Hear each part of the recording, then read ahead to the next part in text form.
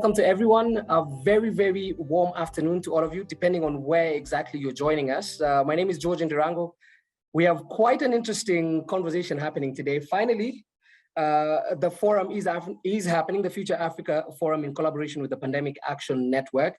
Thankfully or sadly, due to COVID, thankfully because we're still able to get this conversation across, but sadly we're not able to do it physically, of course, for more reasons than COVID, but we're here.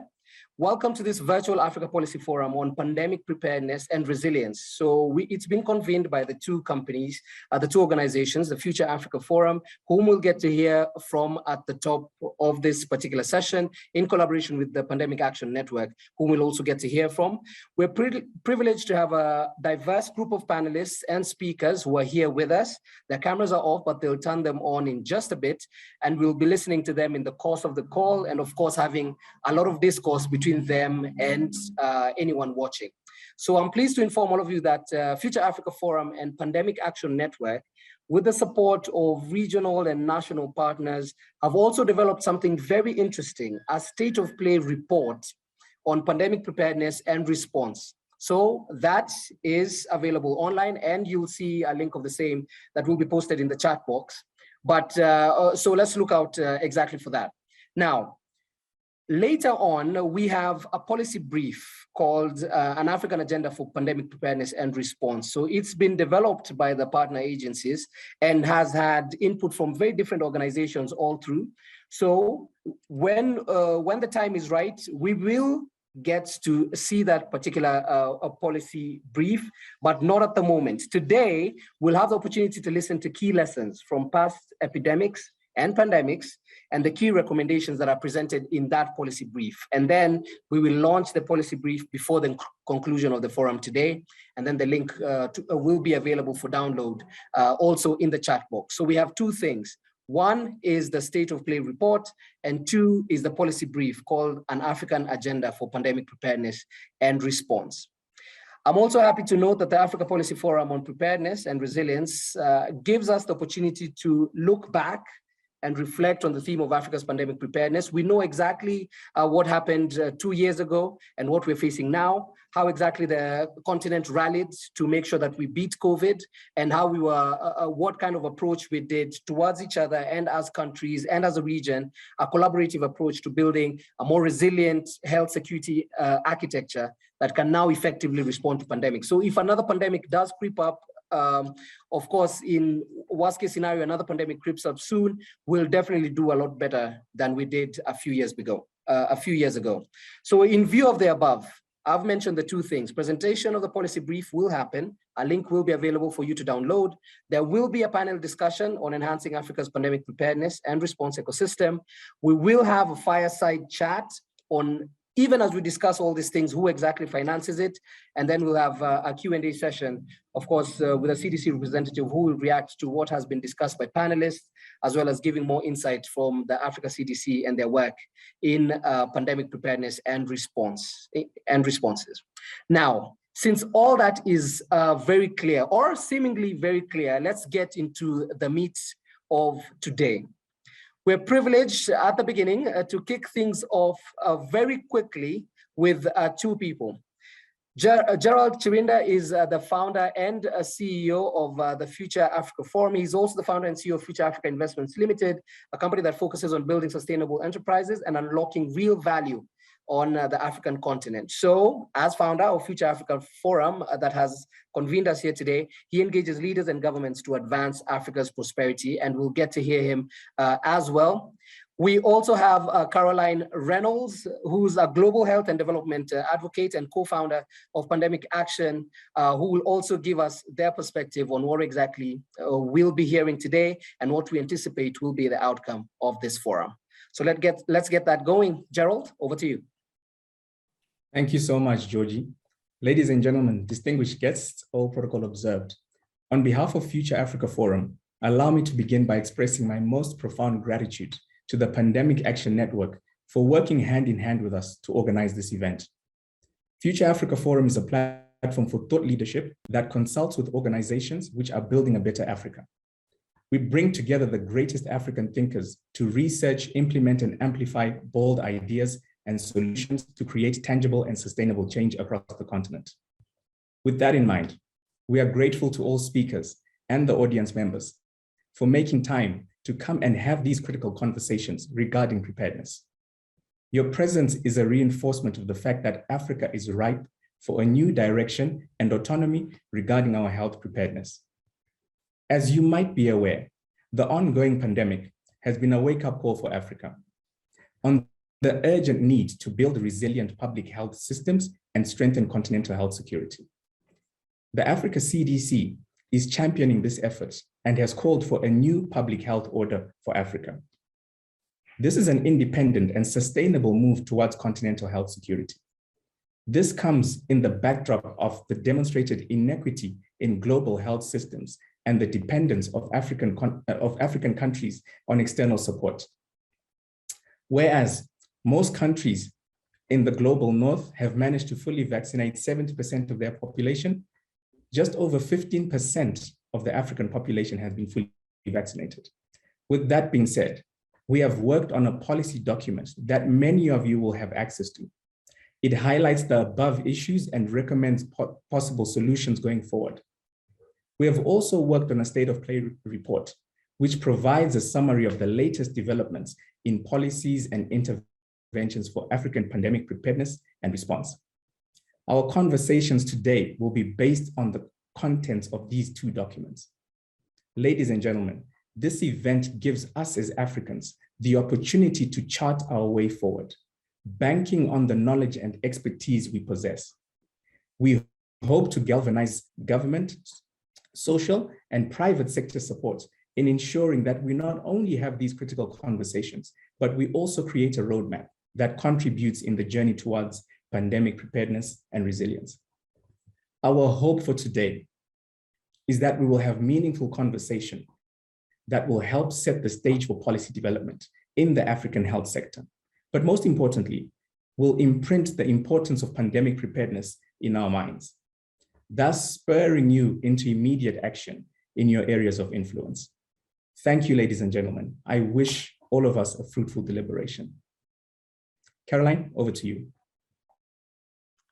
Thank you, Gerald, and delighted to be here. I just really want to thank all of you, first of all, for joining us today for this Policy Forum on African Preparedness and Resilience. And I'm so pleased to partner with the Future Africa Forum on this important initiative. The Pandemic Action Network, if you don't know who we are, we're a partnership of more than 250 organizations around the world that are focused on driving collective action to end this pandemic and to prevent the next one. And we're really committed to stay in this fight. This is why we are here, and do whatever it takes to mobilize the political will and the sustainable financing that's necessary to pandemic-proof the world. A growing number, I'm really pleased that a growing number of our partners are African, including the Africa CDC, which was one of our founding partners. And we have an active Africa Regional Working Group with more than 30 participating organizations so far. So if you're not already in our network and you're, we really hope that you'll consider joining us after today's forum. Please visit us at pandemicactionnetwork.org, or you can be in touch with my colleague, Nahashan Alawoka, our regional advisor, who's here with me today, and Nahashan can share his contacts. As Gerald alluded to, this pandemic has really underscored the challenges as well as the opportunities that we see around the world, and particularly in Africa, when it comes to pandemic preparedness and response. On the challenges side, COVID-19 absolutely has exposed the tremendous inequities in global access to life-saving tools, including vaccines, diagnostics, therapeutics, PPE, oxygen, in addition to the tremendous loss of lives and livelihoods.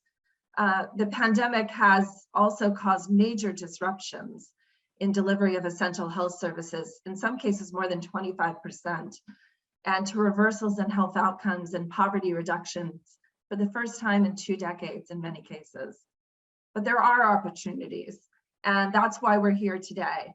We've seen incredible strength and resilience by communities, commitment to innovations by frontline health workers to adapt in the face of this pandemic and continue to serve their communities.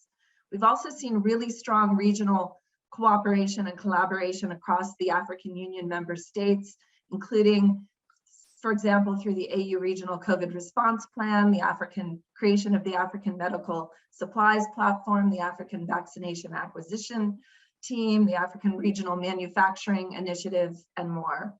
And I really want to, before we get started today, applaud the efforts of our partners and colleagues in the African Union and the African CDC for really forward-looking thinking to strengthen the continent's preparedness for future health threats through decisions such as the recent decision at the AU Leaders Summit to set up the African Pandemic Preparedness Authority, transitioning Africa's CDC from a specialized technical institution to a public health agency with this broader independent mandate, and also the calls for a new public health order for Africa and for a regional epidemic fund. This is the kind of forward-leaning leadership and solidarity that we need regionally and globally to treat pandemics as the collective and systemic risk that they are. So as Gerald said today, we're really pleased, Future African Forum and Pandemic Action Network, to share the recommendations which we'll talk about today in our policy brief and in our State of Africa report. We'll talk about this, so I won't preview them all now. They range from financing to governance to stronger institutions and governance, and a strong health workforce. In particular, I do want to call attention to one of the recommendations that you'll see, which is to mobilize political and financial support around a proposed new fund for global health security and pandemic preparedness.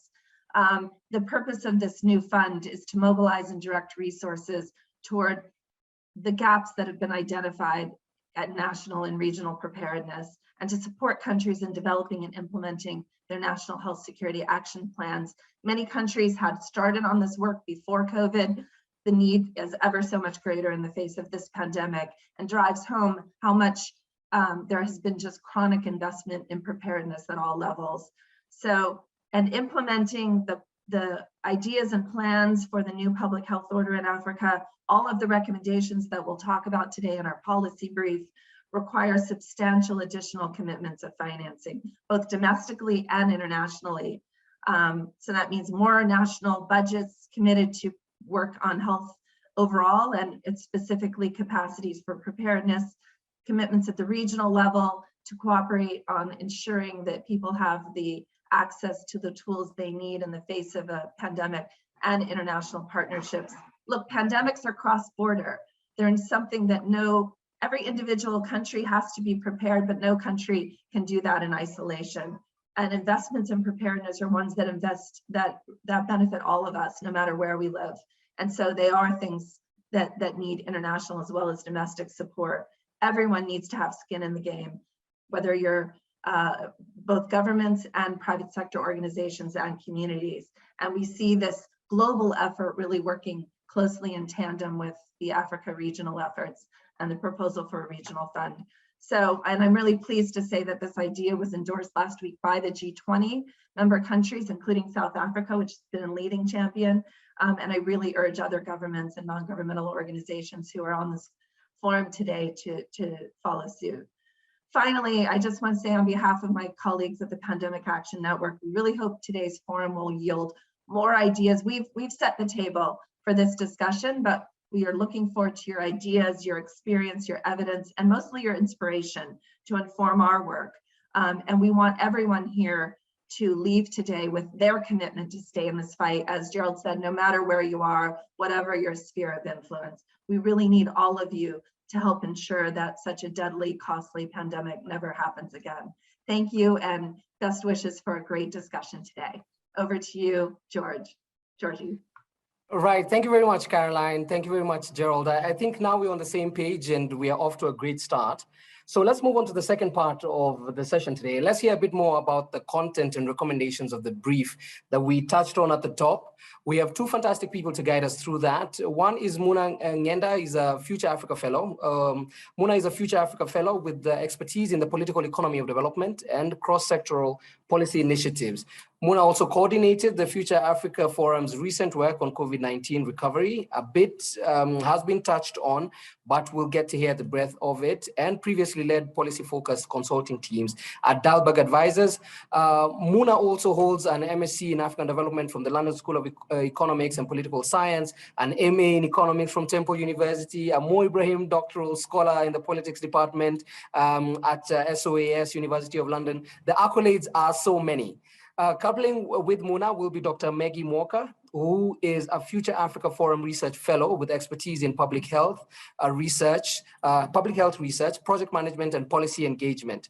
Just like Muna, Dr. Maggie also has a barrage of accolades, a Boston University Rockefeller Foundation 3D Fellow working on social determinants of health research, holds an CHB from University of Nairobi, MSc in Global Health from University of Barcelona, Public Policy Certificate from London School of Economics, has been recognized as a distinguished young woman leader. By the time we finish the accolades for Muna and Dr. Maggie, we'll be at 4 p.m. East African time. So let's just throw straight to Maggie. Maggie, maybe how about you start us off with an overview of the path ahead? Thank you so much, Georgie, and thanks for that great introduction. So the path ahead, we're really at a fundamental moment to discuss the path ahead when it comes to pandemic preparedness and response in the region. And this policy brief essentially highlights and maps out critical steps that we need to be able to take in terms of recognizing where we currently are and where we are planning to go towards having a more resilient and more inclusive regional policy architecture. And to state, the policy brief is actually based off of the State of Play report that has been highlighted by Gerald, which looked at various national and regional policy documents dealing with pandemic preparedness and response, really get a sense of where are we, what are the concerns and aspirations of policymakers, and what are the pressing challenges now, and also what are the emerging solutions that are currently in play in the region. So to just start us off, as we think of the path ahead, this quote comes to play from Dr. John, the director of the Africa CDC. And essentially what it highlights is the need for urgency to act now, because it's not a matter of if the next pandemic is going to hit us, it's a matter of when the next pandemic will hit us. And that brings us to COVID-19. So just next slide. So COVID-19 has definitely devastated our social, economic, and political fabric of society. But I think what it has truly brought out is it's a moment of reflection. So it's allowed us to sort of take a step back and reflect and take stock of where we are as a region in terms of being able to address issues on emergency preparedness and response systems. It has magnified the flaws in global equity and solidarity. We all saw how underserved Africa as a region has been by global coordinating bodies. We've seen export bans on reagents, we've seen vaccine hoarding, we've seen nationalism, and all which has just been a wake-up call for the region in terms of, okay, we need to put our ducks in order, if I can put it that way. It's also highlighted the overdependence of the region in terms of external support, whether be it financially or in terms of resources. And so really looking forward, we really wanted to have this as a basis of where we are and now what are the lessons we've been able to learn from COVID-19 moving forward. Yeah, I'm particularly curious about that. So the brief definitely leverage on the lessons demonstrated, but it's not COVID specific. It's also Ebola and the recent outbreaks and the significant experience in that and the innovation around it. Maybe you could just go deep into a sense of some of these. Huh? Correct. And that's perfectly in line with what I'm about to just share next. So we have faced several outbreaks and several epidemics in the region. You mentioned rightly Ebola. We have Lassa fever, cholera. I mean, it's endless how much we've been able to face. And what's strikes us as we were doing this research, what is striking is that lessons learned have been documented. We know where the gaps are, and those gaps have been clearly highlighted. However, what the issue has been is, are we turning those intentions into actions? Because an experience learned doesn't necessarily mean that without concerted effort to actually change it, then we will just be in a talk shop, if I can put it that way. So one of the key lessons learned is, can we be able to seize the momentum now that we're able to recognize the challenges that we're facing to be able to turn intentions into action? Then the second lesson that we drew out from the research that we did is health workers. And that has been mentioned by the opening speakers in terms of how important we need to invest towards a very strong public health workforce. I mean, health workers were the backbone, or are the backbone, if I can put that, of effective response. However, we've seen challenges in terms of the coordination aspect of it, how they're being compensated, the level of training and institutions to be able to provide them that support. And in addition to that, it's not just support in terms of the tools of trade. So thinking about training, the protective equipment, but also in terms of the health and well-being, where we saw the safety, both mentally and physical safety of health workers being put into jeopardy as a result of the lack of systems in place to be able to support them well. Money is always money is always a challenge, and one of the key, there's a quote by the Independent Panel on Pandemic Preparedness that says, governance without finance lacks teeth, and finance without governance lacks accountability. And one of the key things we noted is, as we're looking at the previous pandemics and epidemics or outbreaks in Africa, you find that during the outbreak or during the pandemic, you see a very high rise in terms of funding that goes in. So you see all these specialized emergency funds being put into action. However, after the pandemic or the outbreaks now start waning away, then you realize there's a reduction in terms of funding. And that's when we should actually be upping the investment levels, whether it's on research and development, the recovery process, post-pandemic, post-outbreak. So sustainability has been a very key aspect in terms of making sure that it's not just at the moment, but it's consistent throughout. I'm sure most people, I can see almost 90 participants, and I'm sure most of you have had the vaccine. You've probably been tested for COVID-19, and all that is as a result of research and development and the investments that were put into research and development. However, one of the key gaps that was noted is in terms of the research and development within the region. So 70 to 90% of medicines in Africa are imported.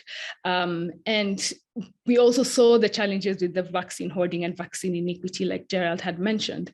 So it really was a key lesson here was that we need to be able to build an Africa-led and owned consensus in terms of what the top priorities for research and development are, key partnerships, and increased funding for us to be able to be the manufacturers of those tests, those vaccines, and those treatments. And now finally, one of the lessons that we wanted to highlight is in terms of proactive procurement. So pandemics are not just about the clinical care, so about the treatments, the vaccines, but it's also about coordination, it's about logistics, it's about communication. And we saw that when we saw the gaps in terms of local supply chains, where even if sometimes vaccines do get into a country, the level at which it's being able to be distributed to get to the right people we've seen challenges in terms of that. Now, what this tells us is that we need stronger guidelines for supply chain and management systems, and we need to also be able to build better infrastructure. The beauty is we're already seeing concerted efforts to be able to address some of these lessons learned, and Muna will definitely be able to now highlight how we can be able to move these lessons learned to hopefully practicable actions. Thanks. Perfect, thank you. Thank you so much, Maggie. We would like to change over now to the recommendations. I'll introduce Muna in just a second, but there are over 100 people in this session right now. We're seeing some tweets coming in. At Future Africa Forum is the handle. If you'd like to tweet, at Future Afri Forum. is the handle, or you can use the hashtag Africa Pandemic Resilience. So just make sure to tweet as much as possible, tag the organization as much as possible. Just give what you think are your highlights.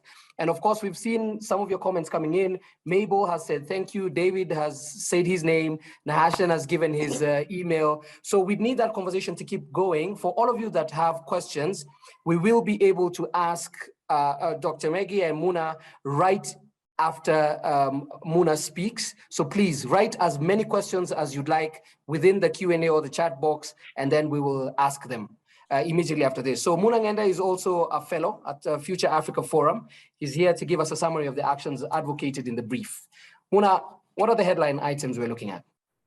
Thanks, Georgie. So the first thing to know about the recommendations is that they're all aligned to the recent call for a new public health order for Africa, which of course emphasizes 5 areas for urgent change. So you'll see that the recommendations align to those 5 areas, and I'll take you through them quickly.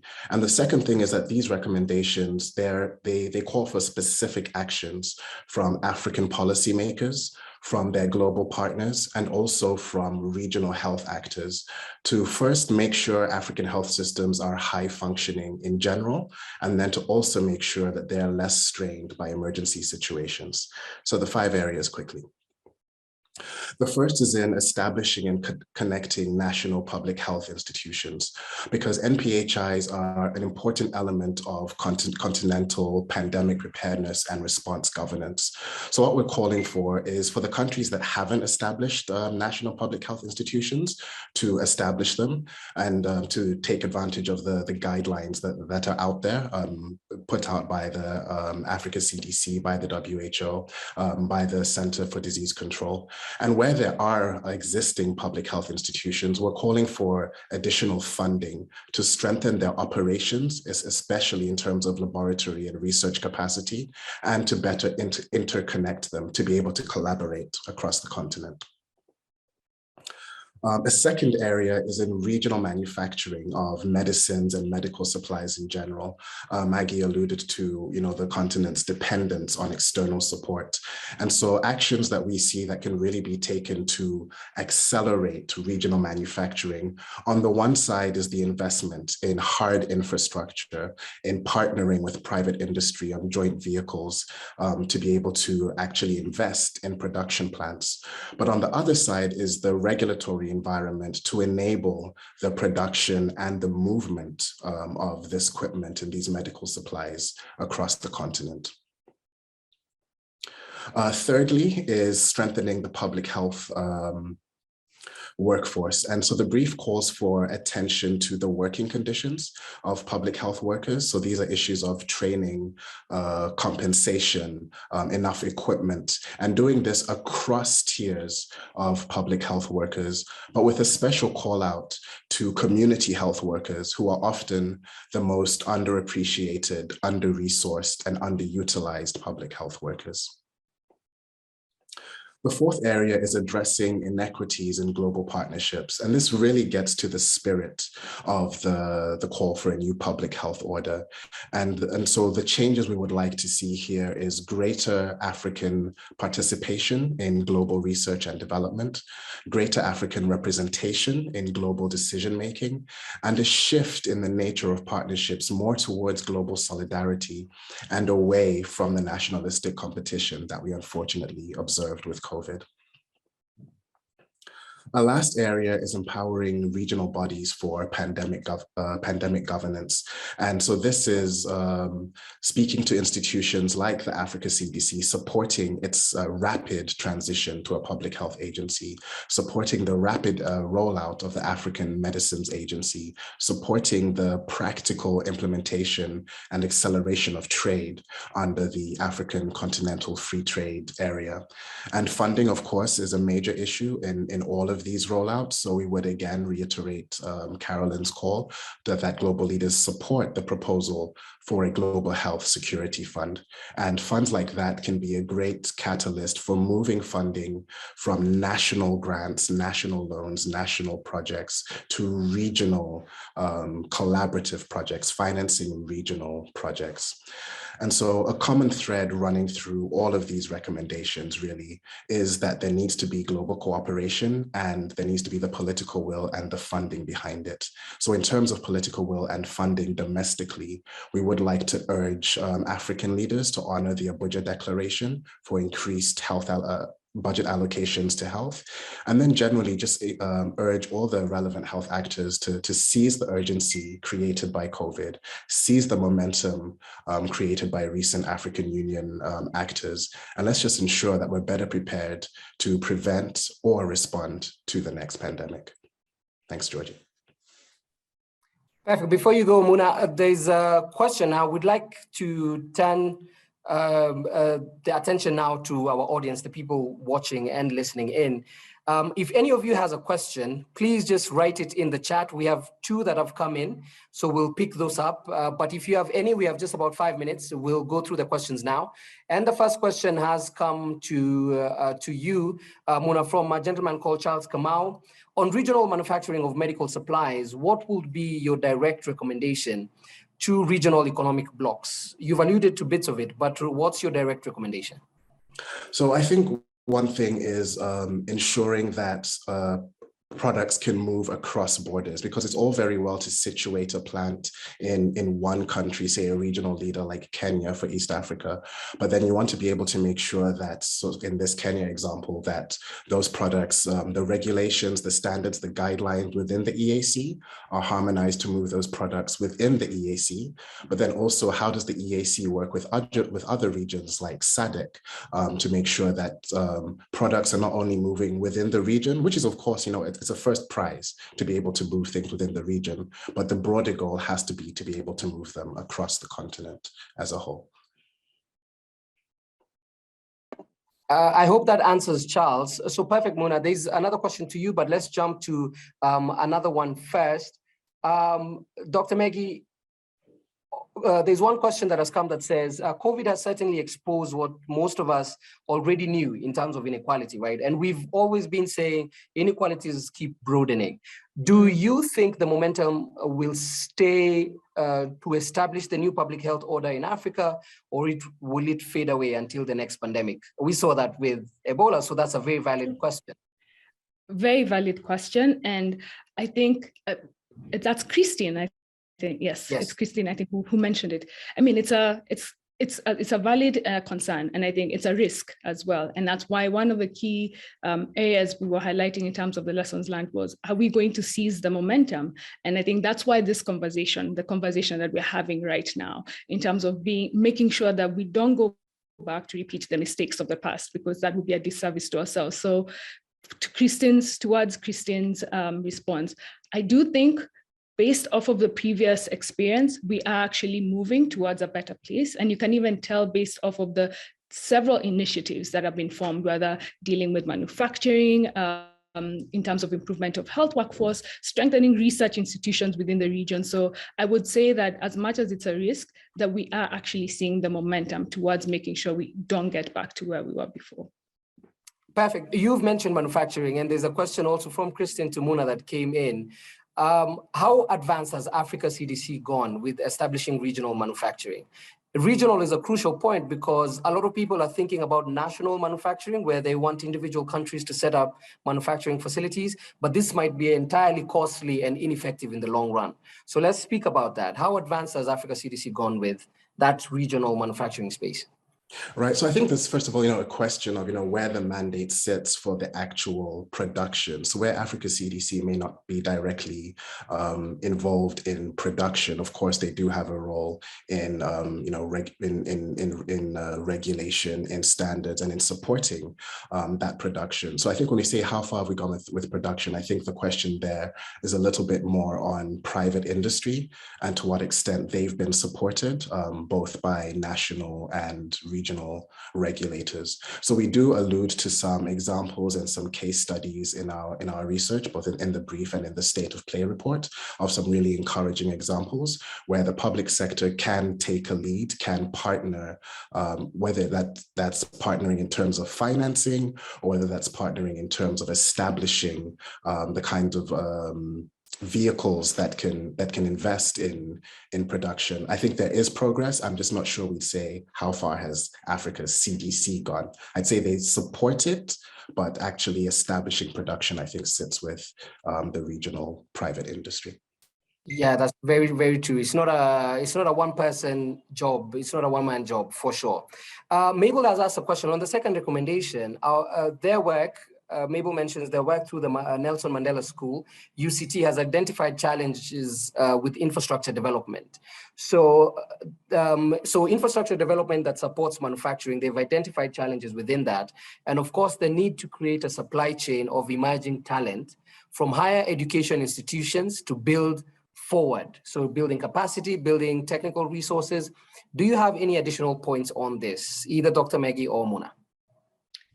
Okay, thanks, Mabel. So I'll just take a shot at this question. So in terms of infrastructure development, you're correct. And that's what we've highlighted, that yes, there are gaps. There are gaps in terms of, and I'll focus specifically on the emerging talent, because when we're talking about building a public health workforce, one of the key areas we're discussing is not just doctors or nurses.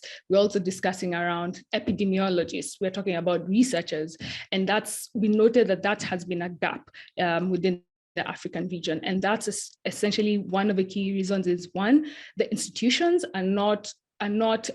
don't have the quality or to be able to produce this kind of talent, or they do have the quality to produce this kinds of talent, but it's the retention. So we have these amazing people who are graduating all the time, but can we be able to sustain them and to retain them within the system? So I do think that's definitely a valid concern. And one of the things that has been noted within the African region over the last few, even in the last 2 years, I'd say, even as COVID-19 came in, is the need to be able to now start reprioritizing research and development to be able to now be very Africa-led and to also have Africa drive that agenda, because I think that's where the gap is who is deciding what those priorities are, and how are we able to build infrastructure that is contextual to the needs of our region. So I don't know if that answers the question, but yes. It does. It definitely does. So we'll take 2 minutes. I know we're running quick on, we're running just a bit tight on time. We'll take 2 questions, and then I'll ask Dr. Ebere actually is here, and Dr.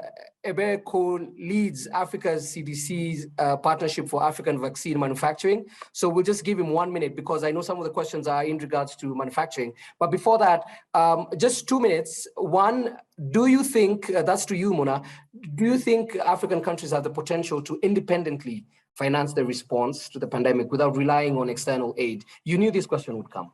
And I'll default to the Abuja Declaration. I think if we get to a point where, as national actors, as countries, as nations, we are allocating 15% of our national budgets to healthcare, I think a lot of these questions around funding in many different areas don't fall away completely, but become less pressing. So I would say that. I'd say let's rally behind the Abuja Declaration. Let's push our national leaders to honor that declaration. And then I think some of these regional funding questions become a little bit easier. Absolutely perfect. Muna and Dr. Maggie, I really can't thank you enough. Before you go, let's hear from Dr. Ebere, of course, who's right there. Just 1 minute. Dr. Ebere, yes. So the manufacturing question, and of course, there's one tied to that. Your thoughts on patent on products needed in Africa, and then we'll go to the next part of the session. Great, thank you very much, and it's a pleasure to join you, and thanks for the very important questions about manufacturing. I thought it was important to come in to clarify what the role of Africa CDC is here around manufacturing pharmaceuticals in the broader sense, but particularly with the Partnership for African Vaccine Manufacturing for vaccines. So Africa CDC is a public health institution, it's not a manufacturer. What it's doing through the PAVM is helping to create an enabling environment so that manufacturing can be developed successfully and focus on our priorities as a continent.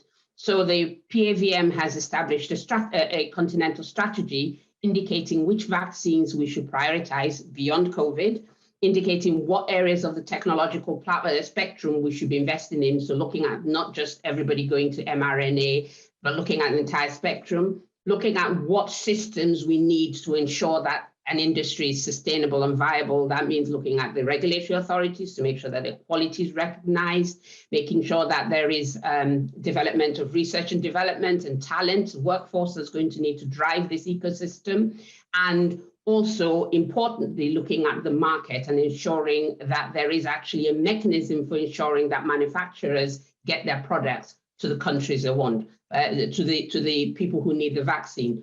Prioritizing Africa, but also, of course, we have no intentions of limiting any manufacturer from exporting in due course. But the focus of this is ensuring that we have access to vaccines for our own health security.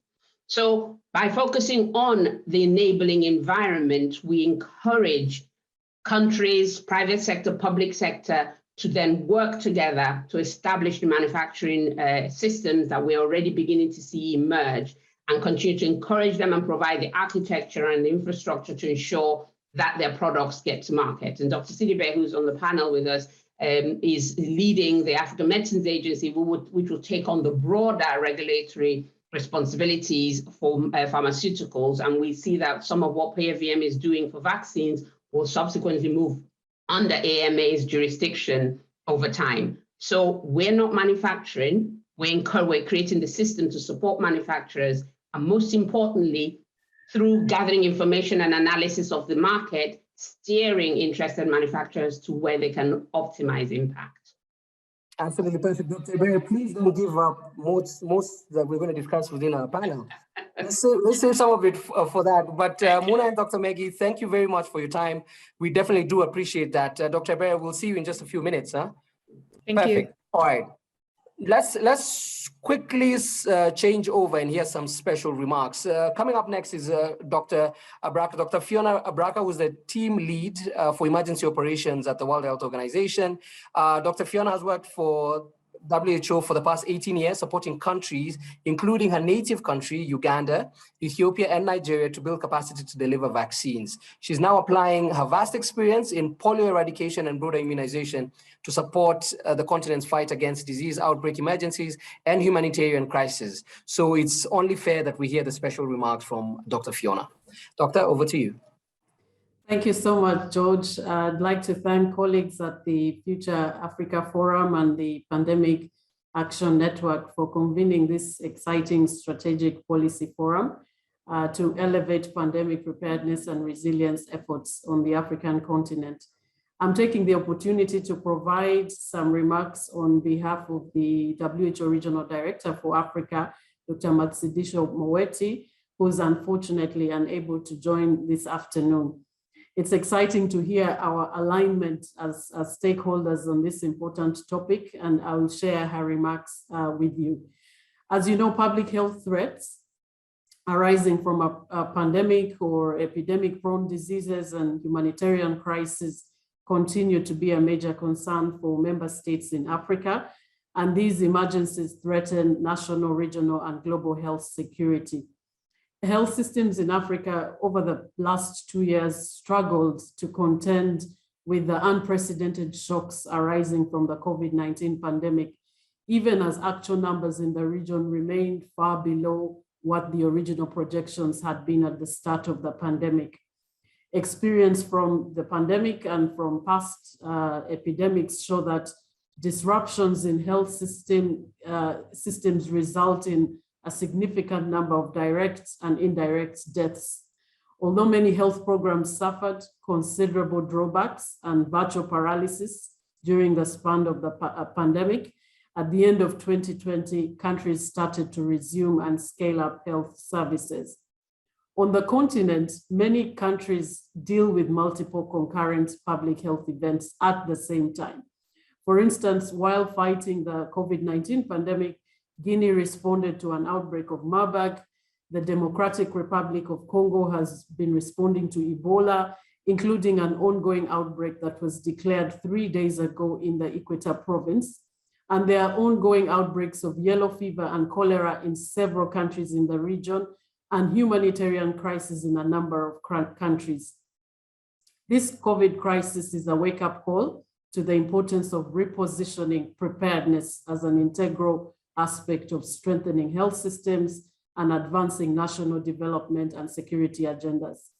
Taking lessons from other global health crises, we are pleased to see ministries of health across Africa have understood the need to strengthen all pillars of the health system to maintain and enhance service continuity. Countries have massively ramped up public health capacities, and health system capacities to manage cases have also improved.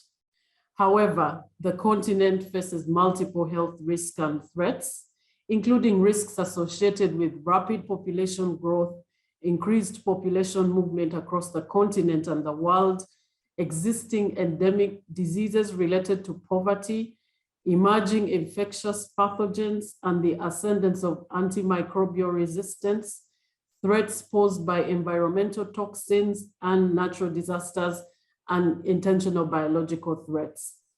Acknowledging that weak health systems provide fertile ground for the growth and spread of dangerous pathogens, it's important to establish an effective health security system that's resilient and adaptive with a clearly defined public health coordination mechanism.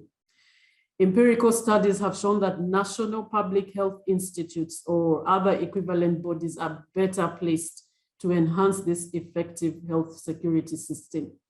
The public health institutes are good at coordinating public health functions within and across countries, addressing health challenges and coordinating the response to challenges by working in partnership with a broad range of stakeholders.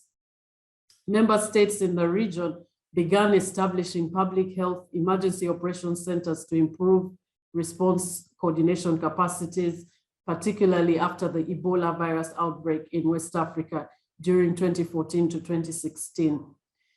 WHO and key partners on this forum, Africa CDC, the Gates Foundation, and others have assisted member states in establishing and strengthening their public health emergency operations centers, usually housed within the National Public Health Institutes. And we've done this by providing tools, guidelines, and standards, establishing and equipping public health EOC facilities, capacitating the health emergency management workforce by providing training on emergency management and conducting simulation exercises to test different capabilities. These public health EOCs serve as a hub for effective coordination, communication, and availability of real-time and quality information for evidence-based decision-making. And they bring together multidisciplinary and multi-sectoral experts to coordinate response in a structured manner. In 2015, WHO Regional Office for Africa launched a regional emergency operations center network to lead and support this effort. We are pleased to note that to date, the African region, WHO African region, has 26 countries with national public health institutes. 36 member states have established public health emergency operations centers at national level, and 17 have established emergency operations centers at the sub-national level. These public health institutes are also enhancing life-saving research on priority health problems in Africa, and they serve as a platform to share information and knowledge besides conducting high priority public health research. There is need in the region for a significant investment in a strong public health workforce with diverse skills and expertise to ensure health security on the continent. For instance, it's estimated that the continent needs 25,000 frontline epidemiologists, but has only trained about 5,000 as shown from empirical research. A skilled public health workforce will need to be underpinned by strong institutions with the ability to attract and to retain skilled health workers. Additionally, more is needed to provide the networking and the infrastructure for experts to apply their talents for maximum impact. African governments therefore need to bolster investment in research and development, innovation, and manufacturing of health tools. This would underpin a strong public health institution that is fundamental to creating resilient health systems. Africa must also prioritize training the next generation of global health leaders to embrace a multidimensional approach to solving health challenges and understand that public health agenda must be pushed politically and diplomatically. we see public health institutions as well placed to support the positioning of the next generation of leaders who can elevate public health causes at the political level. We are therefore strongly encouraging support to member states that have not yet set up national public health institutes to accelerate their establishment as part of preparedness efforts. Effective and trusting partnerships between governments, the private sector, researchers, policymakers, and development partners whose efforts are aligned toward the goal will be most critical. On behalf of the WHO Regional Director for Africa, Dr. Moweti, I once again thank you for this opportunity and look forward to the continued productive discussion that's already underway. Thank you. Thank you. Thank you very, very much, Dr. Fiona. We really appreciate it. A lot of people are saying, you know, what's very well said, we need to prioritize research and development in the African continent. So we'll definitely get to hear a lot more feedback on what you said, and we appreciate giving us context even for our next discussion. Now, we're about to jump into a panel discussion that will take just a bit longer than the sessions that we've had before, but we'd like to remind you two things. One, most of the questions that you're sending, we'll take them in order of as they come. So when they come in, we'll ask, when it's time for the Q&A, we'll ask the question depending on who was the first to ask. So we encourage you, as you hear the speakers talk over the next couple of minutes, please just put your question in the chat and I will pick it in the order in which it comes. So unfortunately, because of time, we were not able to pick all of your questions for the previous session, to Muna and Dr. Maggie, but we'll do our best to make sure all of them are answered in this session. So just keep your question very clear and concise, and we'll pick it up when it's time for the Q&A. We'd like to encourage you as well, before I introduce the panelists, to make sure that you put the hashtag and the handle when you're tweeting. So the handles are Future Afri Forum, that's at Future Afri Forum, and of course at Pandemic Action. Those are the two conveners of this session, so we'd like to appreciate them and make sure that they're mentioned so that they follow the conversation as much as possible. The hashtag is Africa Pandemic Resilience. So please feel free to write as much as possible as you'd like, also on social media, tagging those two organizations. Perfect. Let's jump into our next session. When I mention your name, please put your video on, but don't put it on before, just for the element of just surprise and to dramatize the whole process. The next panel discussion is on enhancing Africa's pandemic preparedness and the response ecosystem. So here we'll be touching on disease surveillance. We'll also touch on lessons from the past epidemics and maybe things like low vaccine uptake and what we're doing with that. We'll talk about regulation and the regulatory body, what exactly they're doing, even in terms of harmonization. And we will also speak more about regional coordination and funding for global health. To take us through that one by one, Noella Bigirimana, please put your video on. That is the Deputy Director General at the Rwanda Biomedical Center, a national health implementation agency in Rwanda. Prior to this, she served as Division Manager of Research, Innovation and Data Center at the Biomedical Center. She has also served as a government fellow at the World Economic Forum. Noella, thank you very much for joining us. Next up, we have Dr. Ebere, whom we've heard from. Dr. Ebere Okereke is a Senior Technical Advisor with the Tony Blair Institute, that's TBI, for Global Change, and an Honorary Senior Public Health Advisor to Africa's CDC. She is currently co-leading Africa's CDC's partnerships for African vaccine manufacturing, as we've heard. And prior to this, she has won awards for her work promoting women and underrepresented groups in public health leadership. So Dr. Ebere, thank you very much for joining us as well.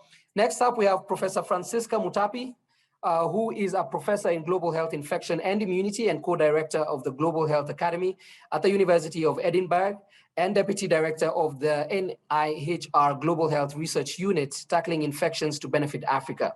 She's also an internationally recognized visual artist and a 2021 TED Fellow. So a creative and a professor as well. Thank you very much for joining us. And finally, we have Dr. Sidibe, who's with the AU Special Envoy, who's the AU Special Envoy for the Africa Medicines Authority, that's the AMA. Prior to this, he served as Minister of Health and Social Affairs for Mali, and as Executive Director of UNAIDS, holding the rank of Under Secretary General of the United Nations between 2009 and 2019. So a good decade under that docket. Further to this, he has served with UNICEF and Terre de Home, where his passion for advancing global health and social justice began. So the four of them are our panelists, and we'll just jump straight into the conversation. Of course, as we said, we're tight on time. So panelists, please keep your questions precise and concise. And to anyone listening, please put your question in the chat box and we'll pick them as they come. Let's start off with Noella.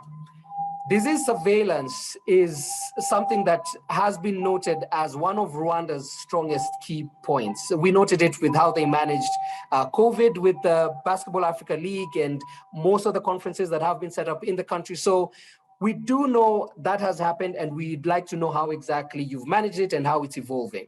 So as a tourism or conference hub, you've made disease surveillance a priority. What are the best practices that can be shared? Well, thank you. Thank you, Georgie, and happy to see everyone on the panel. I think I would start, in the context of Rwanda by emphasizing the need for urgency. So when we are planning, and here I speak on behalf of the Rwanda Biomedical Center, but also since we are under the Ministry of Health oversight. So my perspective is from a national public health institution. So as we just heard from Dr. Fiona, this type of institution has a key role within the context of a country. So what we've been doing in terms of surveillance was actually built from several years of building our preparedness in terms of outbreak and preventing outbreaks, as well as having urgent responses. So as we speak right now, let's remember the context, right? The health authorities in the DRC just declared an outbreak of Ebola on Saturday. And so far, there's at least 2 cases that have been confirmed. And I think sometimes we forget that these outbreaks, there's also yellow fever and Rift Valley fever, in addition to the pandemic, have shown us that the pandemic preparedness is actually a global public good. And this benefits our country. Not one country can actually, alone build this capacity. What we know and what we've done in Rwanda and the tools that work is the early detection. It's also the prevention and rapidly and effective response. It means that there has to be access to the vaccine, there has to be access to the medicine, as well as diagnostics, and a robust non-pharmaceutical intervention.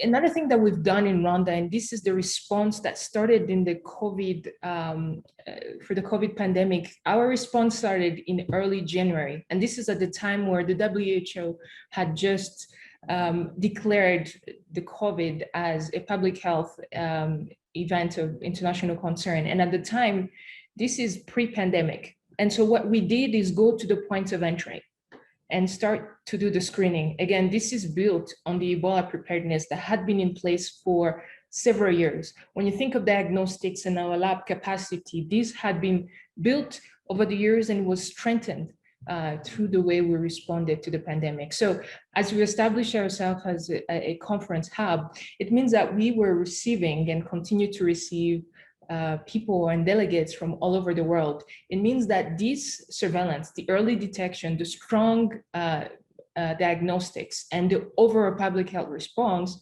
has had to remain quite robust.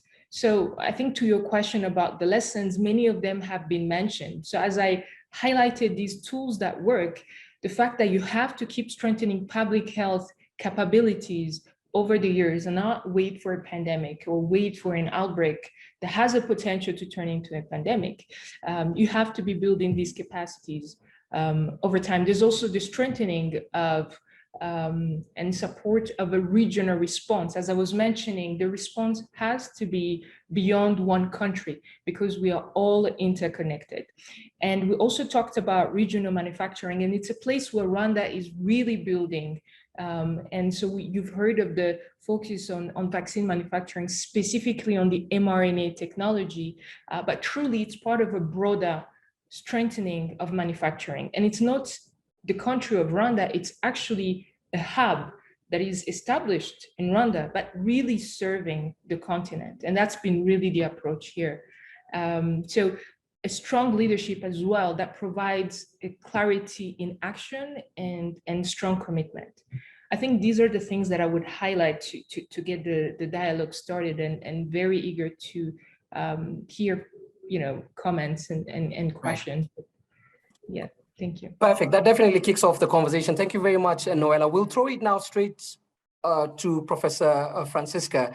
We've heard about Ebola, and we know what's happened over the weekend, as Noella mentioned. The 2014 to 2016 Ebola outbreak showed us the need for more multi-sector engagement and collaboration. 2 years later, it still feels like COVID caught us off guard. And if that's not case enough, we still have the Ebola case that was mentioned that also feels like it caught us off guard. What are your thoughts on this? So thank you very much. I think to start off, it's really good to remember that Africa has done significantly better in terms of COVID-19 deaths, not necessarily infections, but deaths. So what can we learn from that, both for Africa and for the rest of the world? And that's really important because it gives us something to build on in terms of working together with the different sectors. Even a good thing can always be improved. So what does Africa do differently? How can we bring those different sectors together? We have community-based healthcare, which is almost unique in Africa. We need our local financing, we've heard that. That will allow our health infrastructure to work with our health workers. And we need, of course, the governance. We've also realized that you can have a lot of products, but if you don't have the governance and the regulatory teams behind you to ensure that things get from A to B, you cannot get very far. We have looked at an analysis of the COVID-19 pandemic in Africa. We've talked a little bit today about preparedness. And one of the things that's been very interesting has been the equating lack of vulnerability to preparedness, which are completely different things. When we look at countries that did very well in terms of all the indicators of preparedness, so that's the Infectious Disease Resilience Index and COVID-19 readiness. In Africa and in the rest of the world, countries that scored very well in those indices are the ones that were hardest hit by COVID-19. And that tells you that preparedness is not the same thing as vulnerability.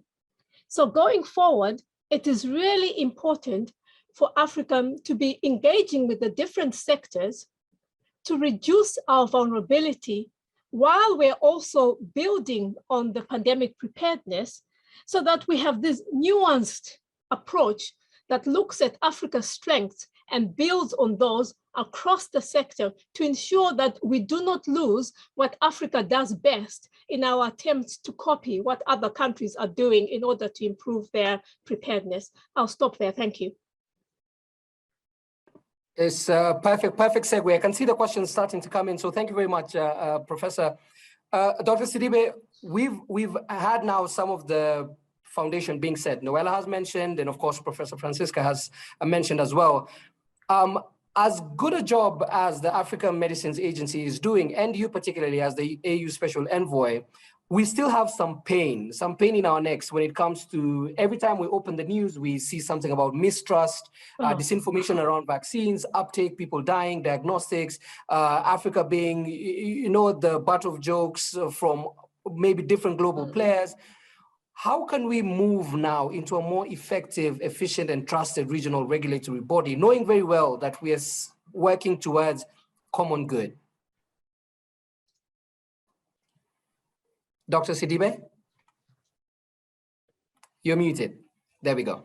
Is this okay? Very I was just saying thank you for inviting me to join great panelists for this important and timely discussion. It is timely because, in fact, all of them mention that we need to change the paradigm, that the main issues today is that we cannot do business as usual. In fact, you're right, the COVID-19 pandemic has exposed our continent's vulnerabilities in ensuring access to vital drugs. You mentioned different panelists mentioned not only drugs, vaccine and health technologies. So we face during this period, I can say, huge bottlenecks. And we need to learn from that one. Lack of visibility. I was traveling in most of the countries. Lack of visibility on supply, the timing, the volume and type of vaccine. We were faced with a major problem in most of the countries. That was not enabling us to anticipate and to plan implementation and even develop policies and curb pandemics. So instead, we were obliged to rely on donation, different vaccines, short shelf lives, and no continuous supplies in some cases. So it's very important to take time and to understand those complications were creating inequities. And it was showing clearly the failure of global health to develop hand-to-hand infrastructure, including manufacturing of medicine, vaccines, and health products in the continent. I think we were faced with a weak negotiating mechanism, loans, regulatory system, which could really help us to say that we are not just linked to global regulatory bodies, that we have our own regulatory system, and we will not be just hearing today that AstraZeneca is very good for you, but tomorrow is not good. But after tomorrow, when you're coming in Europe, you cannot enter with AstraZeneca because it is not produced in Oxford, it's produced in India. So it created a huge hesitancy, and it created a problem with a confidence building for people who were keen to come to take a vaccine. So this weak negotiating mechanism, which were not existing, loans, manufacturing, prioritizing high-income countries, payment methods, and reduce risk for manufacturers. I think all of that we have to internalize. Unfortunately, we have to recognize that as long as we rely on high-income countries' manufacturers, we will always be in second line. I experienced that with HIV. Years back, we waited 7 years when I was fighting to make sure that we can make those drugs available to poor citizens in our continent. We waited 7 years. So I think what I want to say here is very important that we rethink our models. We cannot just continue to think that by producing less than 1% of the vaccine that we consume, that we will be resilient for a long time and build a system which will be able to really face next pandemic. You were mentioning that. Now we are importing over 99%, despite this continent is consuming 25% of the vaccine globally. So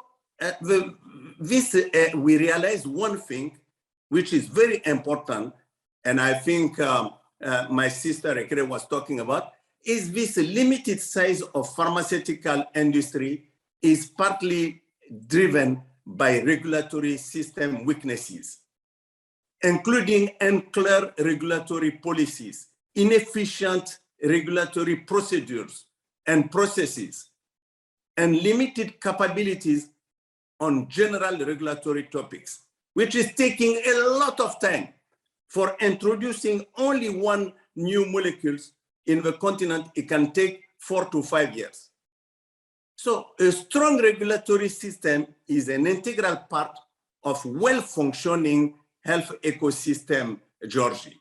And the pandemic is confirming the urgent need for the African Medicine Agency. It will help us catalyzing the transformation of African regulatory system. it will require a coordinated effort at national and continental levels. AMA stands, African Medicine Agency, stands to contribute to the protection and promotion of public health in Africa. In doing so, AMA would contribute to enhance global health security like mentioned before. Right. So I want to just say that we need really to develop best-in-class national regulatory authorities, and that is very key.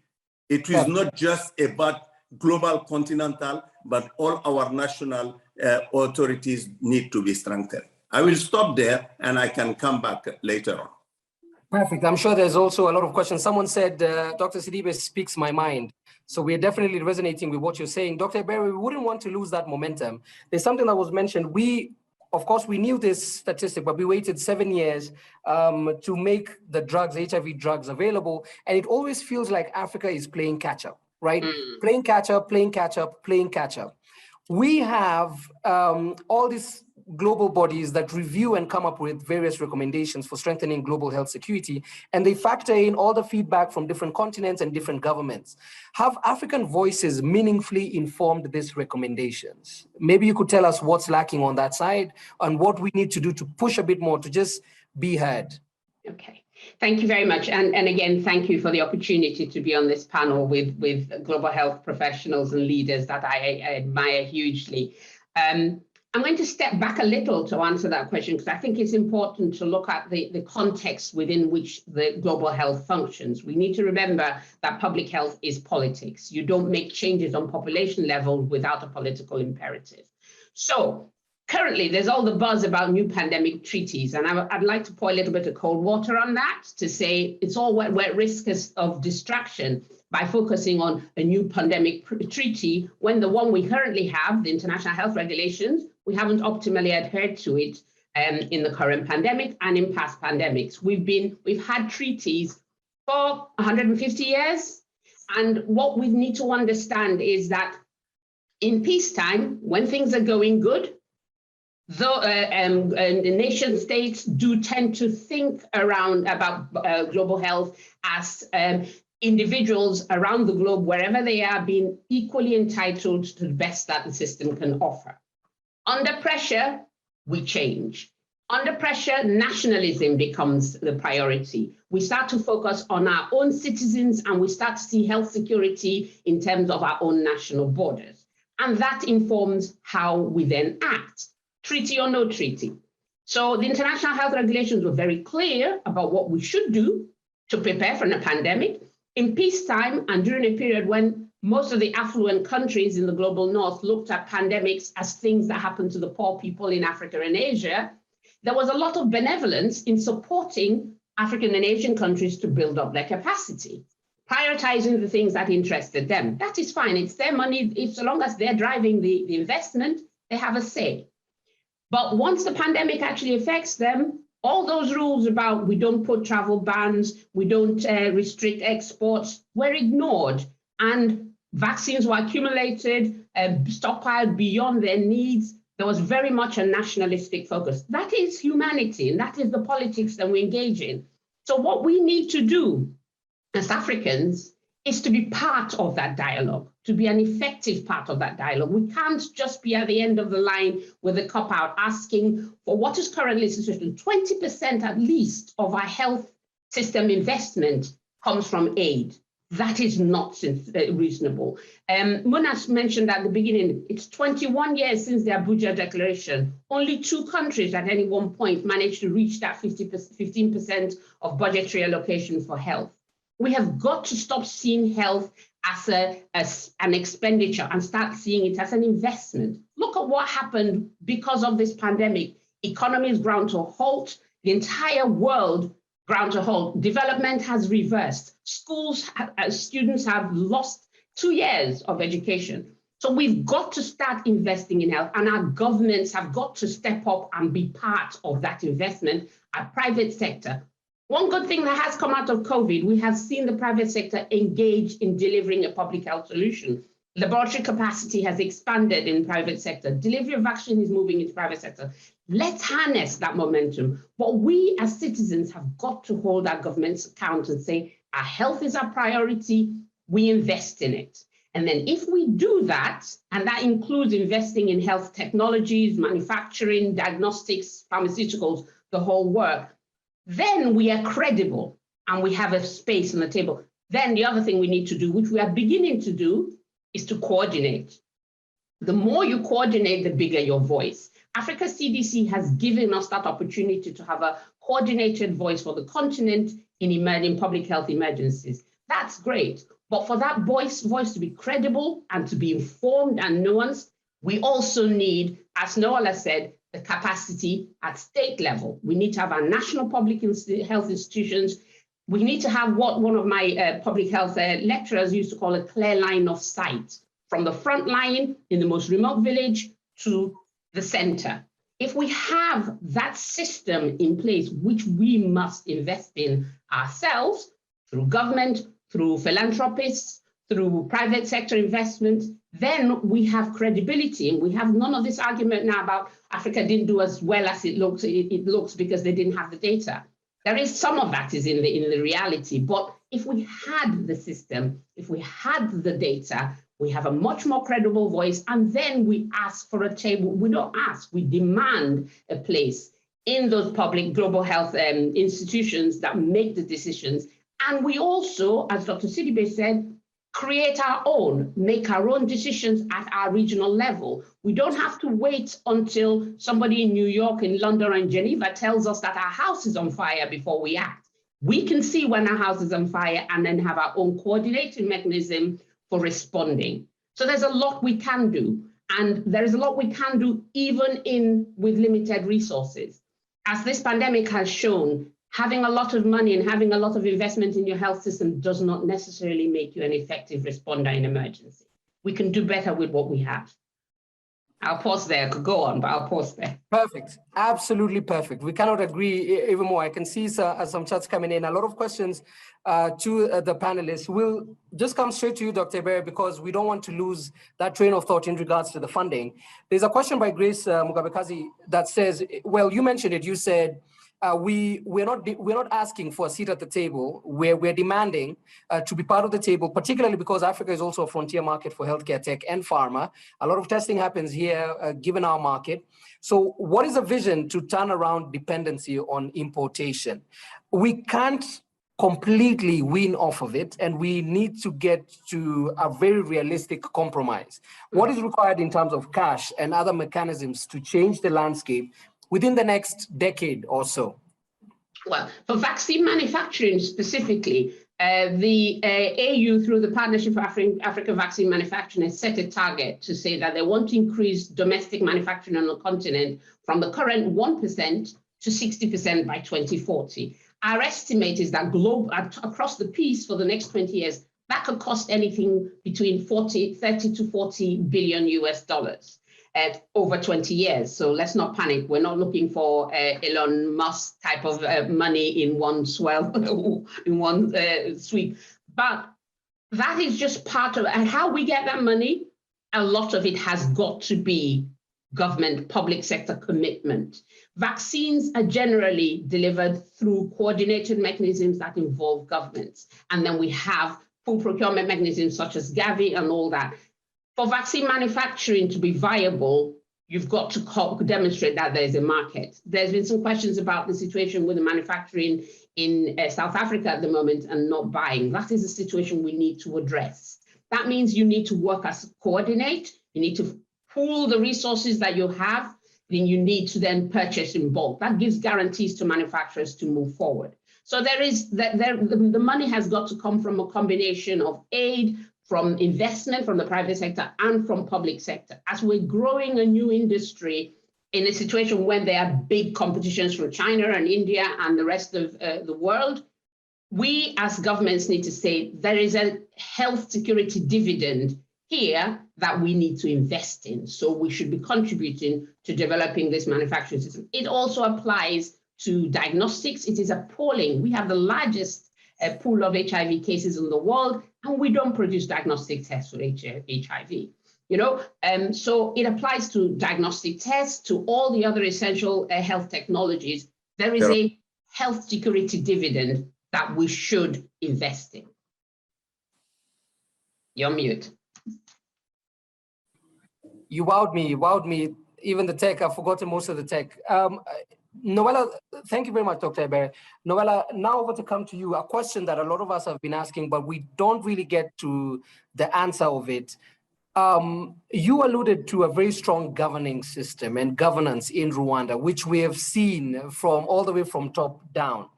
But what mechanisms or processes, this is a question from Professor Aaron Demir, what mechanisms or processes has Rwanda put in place to diffuse technology or digital innovations at such speed?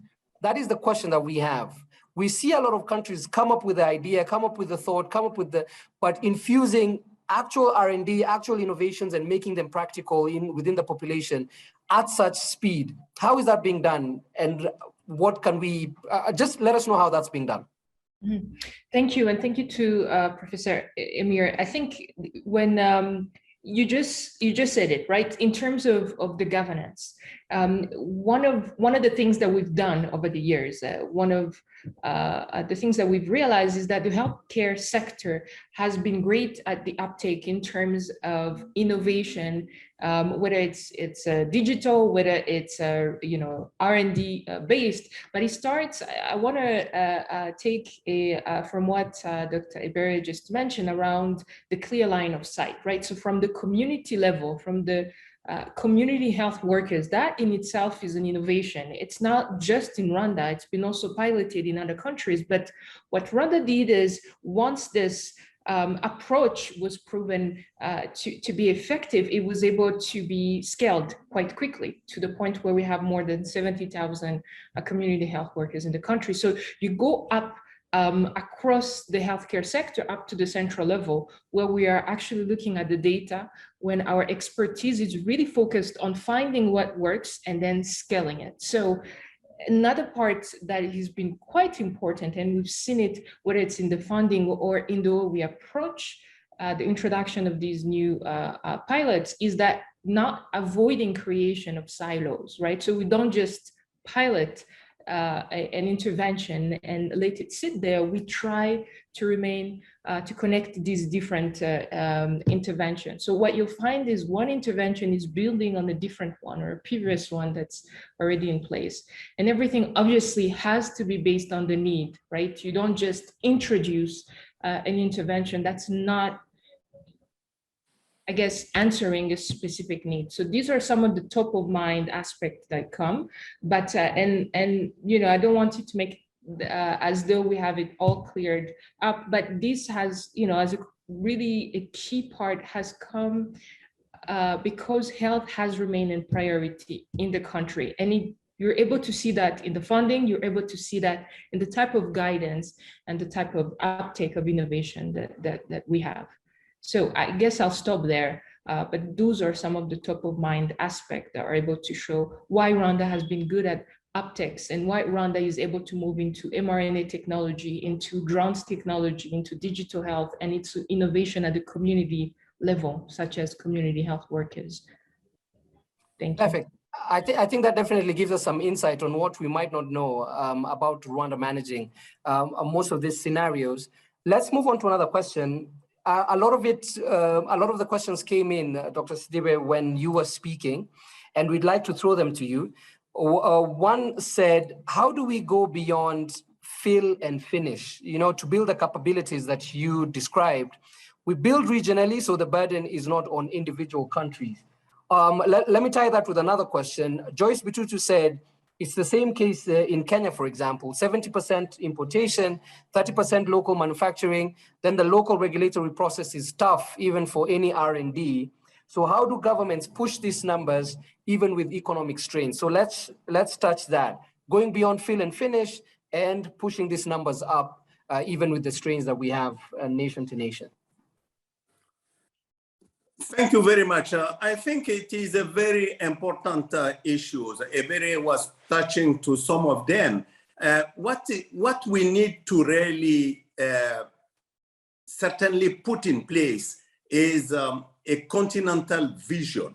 It's impossible for us to go for one country after another producing drugs or vaccine and thinking that we will be competitive and will be able to produce quality drugs, which will help us to take over in this big market. Because it is not just about health. What I want to say here, it is economic issue. Because last year only, the market of drugs was $1,412 billion. And Africa, out of that, was only $1.2 billion. So it is a huge economic issue. So if we want to address that, we need to be strategic. To be strategic means what? First, we need to have a hub of excellencies. We cannot think that we will be able tomorrow to have that in different 45 or 44 countries producing a different type of drugs and others. We need to have hub of excellencies. It's not just drug, it's not just vaccine. You heard a bit, it is certainly therapeutics, it's different type of products which COVID show us clearly that we will need to produce. That's one. Two, it's very important to Africanize the research and development. Today, we are too dependent to research and development from abroad. So it's impossible for you to have an independent system which will work and which will really be able to service your population if we don't Africanize research and development. That is a second issue. Third, it's very important for us to engage more strategically the private sector. When I said private sector, the private sector from the continent. We have a huge a private sector which is untapped today. It's important to bring them close in this debate of local production. But we need also to have a strong, and I said strong continental public health institution who are critical, I think, to harmonize and coordinate the public health response across the sector, disciplines, and border. Because today, you have almost 40% of some drugs which are fake or substandard drugs. So how you will be able to produce, and if you have 40% of the drugs which are fake, substandard, which is not. And lastly, I think market shaping is critical. You look at what Nwala was saying rightly. Rwanda is pushing, making sure that. But if we produce a vaccine and we don't have a support, it could be a global health fund I was talking about for a long time, to make sure that we can buy our vaccine, like Gavi or Gavi coming in and making sure that they can buy the vaccine produced by Rwanda to make sure that it could be on priority line and distributed to our respective other countries who are not producing. If not, we'll continue to fill and how you said it, and just have a product coming and filling and sharing that one. That is not what I am proposing. I think is a strong Africanization of research and development, strong analysis of our market, market shaping, engaging private sector, having a policies which are conducive for helping to make sure that those products which are produced today in Africa could be distributed to our citizens. But also, one point you mentioned, we need to engage better our Minister of Finance. They are too at the margin of the whole debate.